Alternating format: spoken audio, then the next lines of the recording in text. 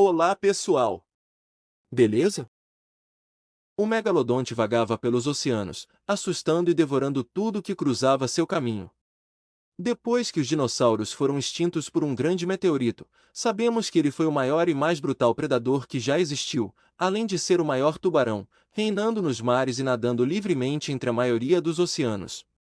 Cerca de 2,5 milhões de anos atrás, o último espécime desapareceu da Terra para sempre, deixando apenas seus enormes dentes para serem encontrados por arqueólogos modernos. Inicialmente, os cientistas pensaram que ocorreu uma extinção marinha em massa na época, levando à extinção do megalodonte. Acreditava-se que uma supernova explodiu a cerca de 150 anos-luz da Terra e que sua radiação cósmica teria atingido nosso planeta, mudando o clima. Isso pode mesmo ter acontecido, já que quando uma estrela explode, libera muita energia que pode se espalhar por centenas ou até milhares de anos-luz em todas as direções. Se um pouco desse calor tivesse atingido nosso planeta, certamente teria elevado a temperatura a ponto de tornar impossível a vida para muitas espécies de animais, incluindo o megalodonte. Entretanto, em 2019, um grupo de pesquisadores descobriu algo estranho. Os fósseis desses tubarões datavam de um período anterior, ou seja, poderiam ter entrado em extinção antes da supernova. Uma nova explicação precisava ser elaborada e veio de uma fonte inesperada: os grandes tubarões brancos. No auge de sua carreira evolucionária, os megalodontes eram superpredadores, não tendo rivais entre as outras criaturas marinhas. Suas presas preferidas eram as baleias e outros mamíferos marinhos e podiam até caçar tubarões menores. Eram enormes, atingindo mais de 18 metros de comprimento e pesando 50 toneladas. Tudo o que sabemos sobre o megalodonte hoje foi possível graças aos seus dentes, pois foram a única coisa que restou após a extinção desses animais. O corpo dos tubarões é composto por muita cartilagem e poucos ossos, o que lhes permite serem ágeis e flexíveis, permitindo que suas bocas tenham uma abertura enorme. No entanto, seus dentes precisavam ser mais fortes que a cartilagem, tornando esses animais verdadeiras fábricas de dentes. Os megalodontes são descritos frequentemente como a versão gigantesca do grande tubarão branco, mas isso é um erro decorrente da crença de que os dois eram parentes. Na verdade, o megalodonte se assemelhava mais a um moderno tubarão cabeça chata. Possuía um focinho curto, mandíbula inferior achatada e barbatanas peitorais compridas e massivas que suportavam seu peso. Apesar de serem gigantes e poderosos, os megalodontes não eram tão ágeis e rápidos quanto os grandes brancos.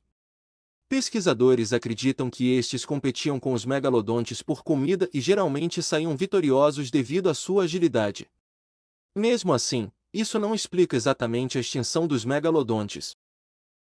Uma nova teoria sugere que não apenas os tubarões brancos, mas também os tubarões-tigre e os macacos participaram da extinção do megalodonte. Essas duas espécies eram e ainda são menores que os brancos, porém eficientes caçadores, rápidos e ferozes, deixando os grandalhões desajeitados sem muita comida no oceano. Quando esses monstros tentavam tirar presas de seus pequenos rivais, estes se espalhavam, mas não queriam briga com os megalodontes. A história se repetiu até que a única comida que restou para o megalodonte foram as baleias e outros grandes animais do mesmo tamanho. Os indivíduos adultos podiam caçar essas presas facilmente, porém, seus filhotes eram menores e mais vulneráveis. Os cientistas acreditam que os outros tubarões podem ter tirado proveito disso. Enquanto eram filhotes, os megalodontes geralmente se tornavam presas dos tubarões brancos e dos tubarões-tigre. Mesmo assim, um tubarão branco adulto poderia alcançar um comprimento de 6 metros, enquanto o filhote de megalodonte já tinha metade desse tamanho. Às vezes, um bebê desses podia até assustar os predadores, mas nem sempre. Mesmo sem confrontos diretos entre megalodontes e tubarões adultos menores, os filhotes desses gigantes extintos não conseguiam encontrar comida suficiente para se tornarem adultos. A população de outras espécies estava crescendo e havia uma competição entre elas e os megalodontes por presas fáceis. Quanto mais tubarões brancos e de outros tipos existissem, menos comida restava para os jovens monstros. Chegou um ponto em que simplesmente morreram de fome. Além disso, as baleias, comidas favoritas dos megalodontes, começaram a se adaptar às mudanças climáticas da Terra. O megalodonte adorava águas quentes e havia uma grande população delas nas águas tropicais e subtropicais. Com o passar dos anos, o clima mudou, os polos se tornaram extremamente frios e muitos animais marinhos e peixes tiveram que se adaptar a essa mudança de temperatura. No entanto, o megalodonte não se adaptou e permaneceu onde se sentia confortável, vendo sua área de atuação diminuir cada vez mais. O megalodonte não percebeu que as baleias estavam entre os animais que se adaptaram ao frio. Esses mamíferos gigantes se aproximavam cada vez mais do norte, curtindo o frio e a liberdade de seus únicos predadores. Entretanto, o megalodonte não mudou seus hábitos.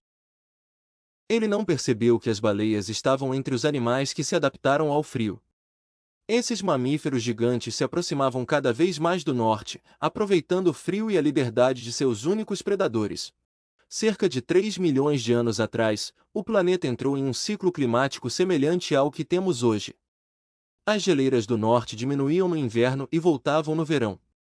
Os crios, prato preferido das baleias, se reproduziam em grande quantidade nas regiões litorâneas. As baleias notaram isso e se mudaram para onde havia mais presas, deixando para trás seus antigos habitantes e permitindo seu crescimento. Enquanto isso, havia regiões absolutamente desprovidas de qualquer comida entre as regiões costeiras. Foi assim que o enorme predador, o megalodonte, foi deixado à própria sorte. Sua principal fonte de alimento passou a habitar em águas geladas, e os menores eram devorados pelas baleias, reduzindo drasticamente a quantidade desses grandes caçadores marinhos. Gradualmente, sua população foi diminuindo até não restar nenhum para contar a história. A partir desse ponto, os tubarões brancos acabaram se tornando os predadores mais temidos do mar. Se você aprendeu algo novo hoje, curta este vídeo e compartilhe com um amigo e não se esqueça de se inscrever. Obrigado por assistir. Até a próxima!